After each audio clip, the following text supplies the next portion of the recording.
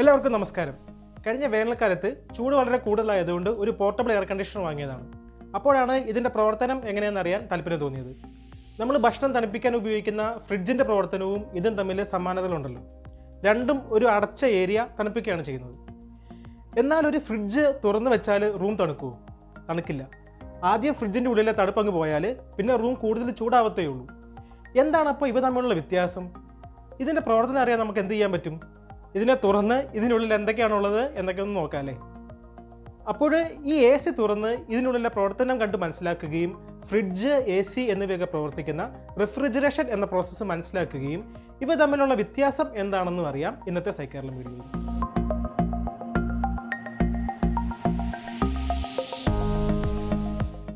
ഒരു സാധനം ചൂടാകുന്നത് അല്ലെങ്കിൽ താപനില കൂട്ടുന്നത് എങ്ങനെയെന്ന് ചോദിച്ചാൽ നമുക്കെല്ലാം അറിയാം അല്ലേ. കൂടുതൽ ചൂടുള്ള തീ ഉണ്ടാക്കി അതിലെ ചൂട് ഉപയോഗിച്ചാൽ മതി. തണുപ്പ് കാലത്ത് വിറകൊക്കെ കത്തിച്ച് നമുക്ക് റൂം ചൂടാക്കാം. എന്നാൽ ഒരു സാധനം തണുപ്പിക്കണമെങ്കിലോ അതിനേക്കാൾ തണുത്ത എന്തെങ്കിലും ഉണ്ടാക്കണ്ടേ? അതെങ്ങനെ ചെയ്യും? ആദ്യം നമുക്ക് ഈ എ സി ഒന്ന് ഓണാക്കി നോക്കാം. ഇതിൻ്റെ പ്രവർത്തനത്തെക്കുറിച്ച് എന്തെങ്കിലും ക്ലൂ കിട്ടുമോ എന്ന് നോക്കാം. ഇതിൻ്റെ മുന്നിലെ ഈ വെൻസിൽ കൂടി തണുത്ത കാറ്റ് വരുന്നുണ്ട്. ഈ ടെമ്പറേച്ചർ സെൻസർ വെച്ച് നോക്കിയാൽ കാണാം ഈ റൂമിലെ താപനില ഇപ്പോൾ ഏകദേശം 29 ഡിഗ്രിയാണ്. ഇനി ഇതിൽ നിന്നും വരുന്നത് 23 ഡിഗ്രിയൊക്കെയുള്ള തണുത്ത കാറ്റാണ്.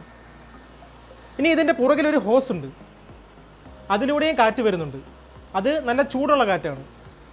ടെമ്പറേച്ചർ നോക്കിയാൽ 35 ഡിഗ്രിയോളം ഉണ്ട്. ഇതുപോലുള്ള എ സി പ്രവർത്തിക്കുമ്പോൾ ഈ ഹോസ് ജനലിലൂടെയോ മറ്റോ പുറത്തേക്ക് ഇടണം.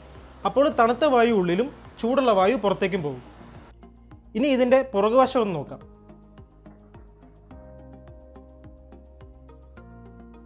കുറേ എയർ വെൻസ് കാണാം. ഇത് പ്രവർത്തിക്കുമ്പോൾ രണ്ട് കാര്യങ്ങളാണ് സംഭവിക്കുന്നത്. ഒന്ന്, ഈ എയർ വെൻറ്റിലൂടെ വായു ഉള്ളിലേക്ക് വലിച്ചെടുത്ത് അതിനെ തണുപ്പിച്ച് ഈ മുന്നിലൂടെ പുറത്തേക്ക് വിടും. രണ്ട്, ഇതിലൂടെ വായു വലിച്ചെടുത്ത് അതിനെ ചൂടാക്കി ഈ എക്സോസ്റ്റ് പൈപ്പിലൂടെ പുറത്തേക്ക് കളയും. അപ്പോൾ ഇതിൻ്റെ പ്രവർത്തനത്തെ പറ്റിയുള്ള ആദ്യ ക്ലൂ കിട്ടി. റൂമിൻ്റെ ഉള്ളിൽ അല്ലെങ്കിൽ ഫ്രിഡ്ജിൻ്റെ ഉള്ളിലെ വായുവിൽ നിന്ന് ചൂട് വലിച്ചെടുത്ത് അതിങ്ങനെ ഒരു എക്സോസ്റ്റ് വഴി പുറത്തേക്ക് കളയാണ് ഇവ ചെയ്യുന്നത്. അപ്പോൾ ഉള്ളി തണുക്കുന്നു. ഹീറ്റ് പമ്പ് എന്നാണ് ഇവയെ വിളിക്കുക. എന്നാൽ നമുക്കറിയാം, ചൂട് കൂടിയ വസ്തുവിൽ നിന്നും ചൂട് കുറഞ്ഞ വസ്തുവിലേക്കാണ് ചൂട് സ്വാഭാവികമായി നീങ്ങുക. എന്നാൽ എ സി, ഫ്രിഡ്ജിലൊക്കെ നേരെ തിരിച്ചാണ് സംഭവിക്കുന്നത്. ചൂട് കുറഞ്ഞ ഉൾഭാഗത്ത് നിന്ന് ചൂട് വലിച്ചെടുത്ത് ചൂട് കൂടിയ പുറത്തേക്ക് കളയുന്നു. അപ്പോൾ ഉൾഭാഗം കൂടുതൽ തണുക്കുന്നു. റെഫ്രിജറേഷൻ എന്നാണ് ഈ പ്രോസസ്സിനെ വിളിക്കുന്നത്. ഇതെങ്ങനെയാണ് സാധ്യമാവുന്നത്? ഇതേപ്പറ്റി കൂടുതൽ മനസ്സിലാക്കാൻ നമുക്ക് ഈ എ സി തുറന്ന് അതിനുള്ള പ്രവർത്തനം എന്ത് എന്ന് നോക്കാം. കാണുന്ന എല്ലാവർക്കും ഒരു മുന്നറിയിപ്പ്. ഇലക്ട്രോണിക് ഉപകരണങ്ങൾ ഓഫ് ആണെങ്കിൽ പോലും അതിനുള്ളിലെ ചില കമ്പോണൻസിൽ നിന്നും ഷോക്ക് അടിക്കാൻ സാധ്യതയുണ്ട്. അപകട സാധ്യത ഉള്ളതിനാൽ ഒരു കാരണവശാലും കൃത്യമായ അറിവില്ലാതെ ഇങ്ങനെയുള്ള ഉപകരണങ്ങൾ തുറക്കാൻ പാടുള്ളതല്ല. ഇതേപ്പറ്റി പഠിക്കുകയും പലതവണ പ്രാക്ടീസ് ചെയ്തതിന് ശേഷമാണ് ഞാനിപ്പോൾ ഇത് തുറക്കുന്നത്.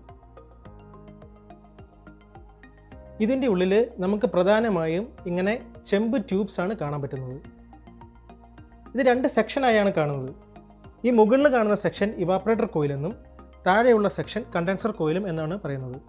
ഈ പേരിൻ്റെയൊക്കെ അർത്ഥം കുറച്ച് കഴിയുമ്പോൾ വ്യക്തമാകും. ഈ കോയിൽസ് രണ്ടും കണക്ട് ചെയ്തിരിക്കുന്നത് ഈ കംപ്രസറിലേക്കാണ്.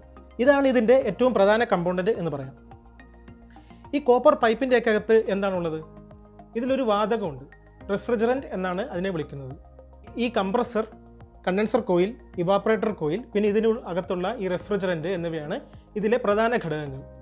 പിന്നെ ഇതിൽ ചേമ്പേഴ്സ് പോലെ തെർമോകോൾ കൊണ്ട് രണ്ട് കമ്പാർട്ട്മെൻറ്റ് കാണാം. ഇതിൻ്റെ ഉള്ളിൽ എന്താണുള്ളത്? നമുക്ക് ഇതും കൂടെ ഒന്ന് തുറന്നു നോക്കാം.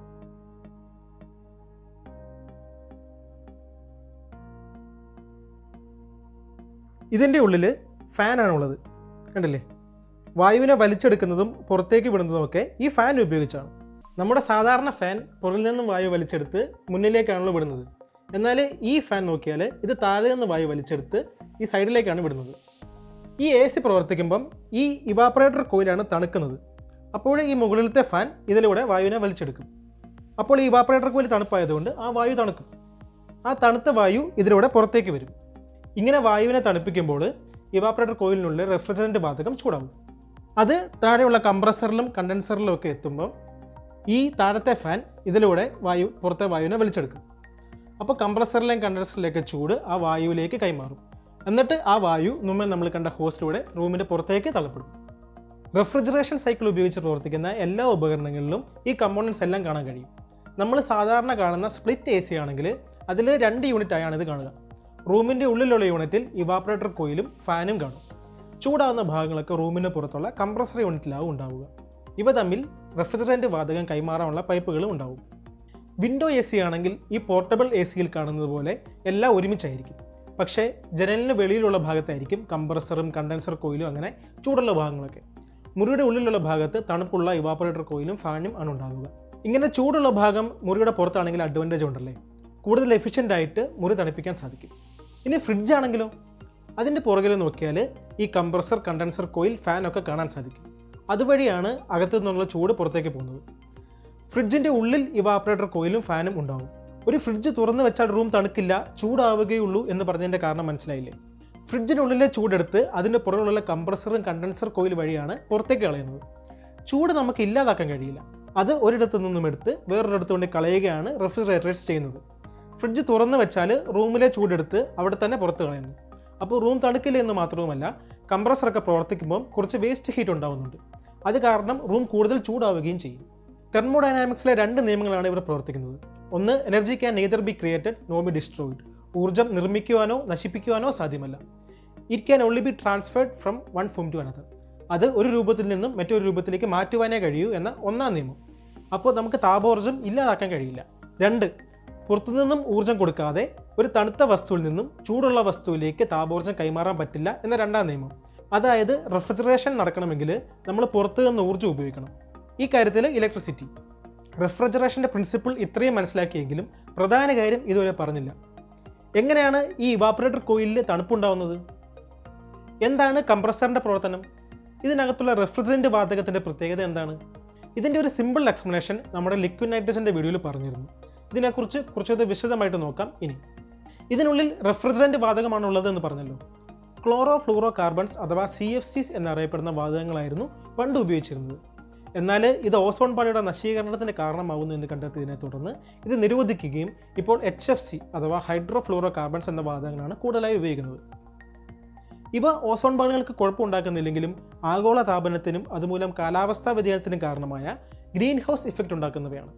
സാധാരണഗതിയിൽ ഇത് ഈ പൈപ്പുകൾക്കുള്ളിലാണെങ്കിലും ഉപയോഗശൂന്യമായ ഫ്രിഡ്ജ്, AC എന്നിവയിൽ നിന്നുമൊക്കെ, അതേപോലെ കേടുവന്ന് ലീക്കായാലും ഒക്കെ ഈ വാതകം അന്തരീക്ഷത്തിലെത്തും. അതുകൊണ്ട് ഇവയെ നിരോധിച്ച് കൂടുതൽ പരിസ്ഥിതി സൗഹൃദമായ വാതകങ്ങൾ ഉപയോഗിക്കാനുള്ള ശ്രമങ്ങൾ നടക്കുകയാണ് ഇപ്പോൾ. ഇതിലെ കംപ്രസർ പേര് പോലെ തന്നെ ഈ വാതകത്തെ കംപ്രസ് ചെയ്യും. അതായത് അമർത്തി ഇതിൻ്റെ മർദ്ദം അഥവാ പ്രഷർ കൂട്ടും. ഇങ്ങനെ മർദ്ദം കൂടുമ്പോൾ വാതകത്തിൻ്റെ താപനിലയും കൂടും. അങ്ങനെ ചൂടായ ഉയർന്ന മർദ്ദത്തിലുള്ള വാതകം ഈ കണ്ടൻസർ കോയിലെത്തും. അപ്പോൾ മുമ്പ് പറഞ്ഞതുപോലെ ഫാൻ വായുവിനെ ഇതുവഴി വലിച്ചെടുക്കുമ്പോൾ ഈ പൈപ്പിലെ വാതകത്തിൽ നിന്ന് ചൂട് വായുവിലേക്ക് കൈമാറും. അങ്ങനെ വാതകം നോർമൽ ടെമ്പറേച്ചർ ആവും. പക്ഷേ ഇപ്പോഴും ഉയർന്ന മർദ്ദത്തിൽ തന്നെയാണല്ലോ ഉള്ളത്. ഉയർന്ന മർദ്ദത്തിലുള്ള വാതകം തണുത്ത സാധാരണ താപനിലയാവുമ്പോൾ അത് ദ്രാവകമാവും. മർദ്ദം കൂടുമ്പോൾ ബോയിലിംഗ് പോയിന്റ് കൂടുന്നത് കാരണമാണിത്. നമ്മുടെ LPG സിലിണ്ടറിലൊക്കെ ഗ്യാസ് ലിക്വിഡ് ആയിട്ടിരിക്കാനുള്ള കാരണം അത് ഉയർന്ന മർദ്ദത്തിലായതുകൊണ്ടാണല്ലോ. കണ്ടൻസർ കോയിൽ എന്ന് പേര് വന്നത് മനസ്സിലായില്ലേ? വാതകത്തെ കണ്ടൻസ് ചെയ്ത് ലിക്വിഡ് ആക്കുകയാണ് അത് ചെയ്യുന്നത്. ഇനി ഇത് മുകളിലുള്ള ഇവാപ്പറേറ്റർ കോയിലെത്തും. ഇവാപ്പറേറ്റർ കോയിലിൽ മർദ്ദം കുറവാണ്. ഒരു എക്സ്പാൻഷൻ വാൽവ് വഴി കുറച്ച് റിഫ്രിജറൻറ്റ് മാത്രം കടത്തി വിടുന്നതുകൊണ്ടാണിത്. മർദ്ദം കുറച്ചാൽ ഈ ദ്രാവകം വീണ്ടും വികസിച്ച് വാതകമാകും. അപ്പോൾ അത് തണുക്കുകയും ചെയ്യും. അങ്ങനെ ഇവാപ്പറേറ്റർ കോയിൽ തണുക്കും.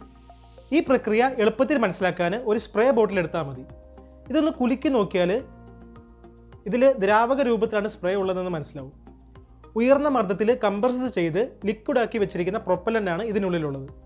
ഇതിലെ കണ്ടൻസ് നമ്മൾ വായിച്ച് നോക്കിയാൽ കാണാം ബ്യൂട്ടൈൻ, പ്രൊപ്പേൻ എന്നൊക്കെ.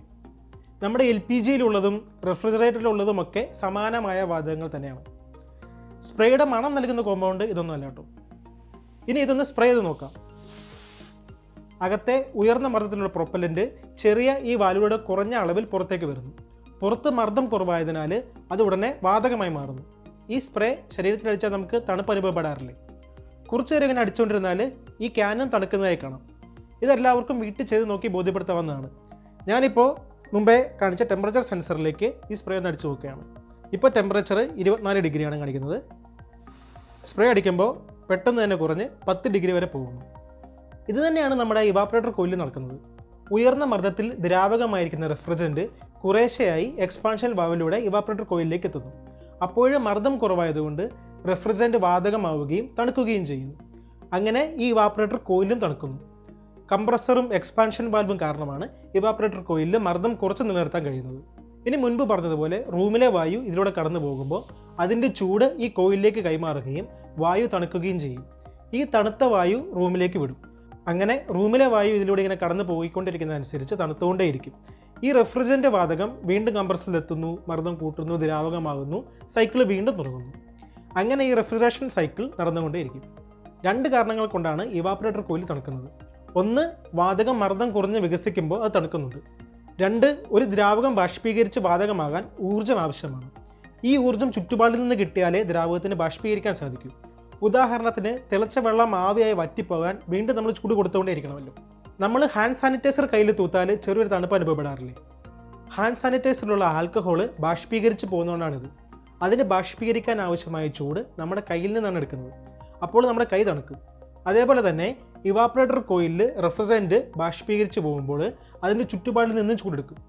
അങ്ങനെ അവിടെ തണുക്കും.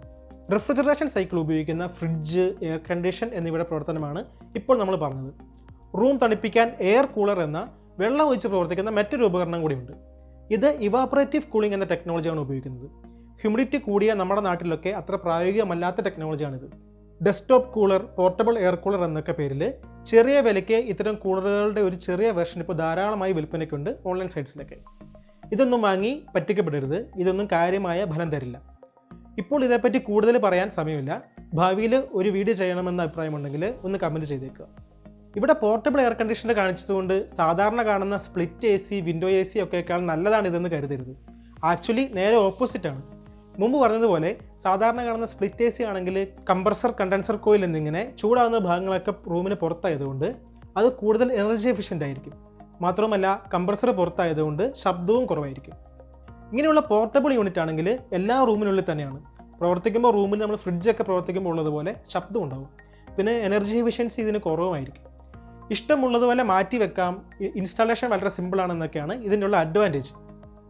അതുകൊണ്ട് AC വാങ്ങുമ്പോൾ സ്പ്ലിറ്റ് AC പറ്റുമെങ്കിൽ അത് വാങ്ങുക. അല്ലെങ്കിൽ വിൻഡോ AC. ഇതൊന്നും പറ്റിയില്ലെങ്കിൽ മാത്രം പോർട്ടബിൾ വാങ്ങുക. അപ്പോൾ ഇന്നത്തെ വീഡിയോ എല്ലാവർക്കും ഇഷ്ടമായി എന്ന് കരുതുന്നു. എല്ലാവരും ഷെയർ ചെയ്തും ലൈക്ക് ചെയ്തും സബ്സ്ക്രൈബ് ചെയ്തിട്ടില്ലെങ്കിൽ സബ്സ്ക്രൈബ് ചെയ്തും സപ്പോർട്ട് ചെയ്യുമെന്ന് വിശ്വസിക്കുന്നു. അഭിപ്രായങ്ങളും നിർദ്ദേശങ്ങളും ഒക്കെ കമൻറ്റ് ബോക്സിൽ രേഖപ്പെടുത്തുമല്ലോ. എന്നാൽ ഞാൻ പോയി ഈ AC പഴയപടിയാക്കട്ടെ. അപ്പോൾ മറ്റൊരു സയൻസ് ആൻഡ് ടെക്നോളജി വീഡിയോ കാണും വരെ ഗുഡ് ബൈ, ടേക്ക് കെയർ.